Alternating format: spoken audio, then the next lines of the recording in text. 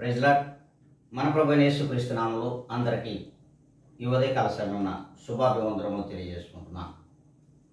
ఈ దినం దేవుడు మనకిచ్చిన నూతనమైన వాగ్దానము, అది ఇర్మీయా గ్రంథము 7వ అధ్యాయము 5వ లేఖనాన్ని మనం చూద్దాం. మీ మార్గములను మీ క్రియలను మీరు యథార్థముగా చక్కబరుచుకునుడి. దేవుని యొక్క వాక్యం మన యందు నిలకడగలిగినట్లయితే మన యొక్క మార్గములను మన క్రియలను మనము యథార్థముగానే ప్రభువులకు మాదిరికరంగా చక్కబరుచుకుంటాం. అలా లేనినట్లు మరి లోకంలో వాటిని వ్యర్థపరుచుకుంటాం. దేవుని వాక్యం ద్వారా ఈ దినమున సూటిగా మనందరితో మాట్లాడుతున్నటువంటి మాట, దేవుడు ఈ లోకమునకు యథార్థవంతుడుగా నీతిమంతుడుగా వచ్చాడు.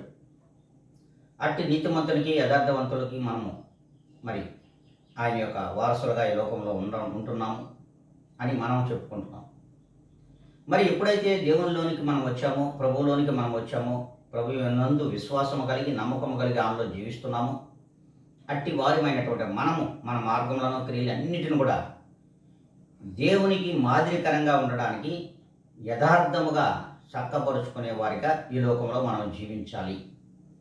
అలా ఉంటున్నామో లేదో ఒక్కసారి మనం అందరం కూడా ఆత్మ పరిశీలన చేసుకున్నట్లయితే మరి మన యొక్క స్థితిగతులు ఏమిటో మనకు అర్థమవుతున్నాయి. మన మార్గములు ఏమిటో, మన క్రియలు ఏమిటో కూడా మనకు స్పష్టంగా దేవుడే తెలియజేస్తాడు. కనుక మరి ఏ దినం నుండైనా దేవునికి మాదిరికరమైన జీవితంలో మనం జీవించాలి అనుకోవట్లేదు.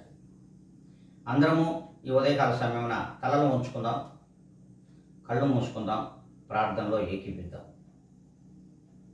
సర్వోన్నతమైన స్థలములలో నివసించుతున్న మా ప్రియ గొప్ప పరలోక తండ్రి, మీ యొక్క గణనామానికి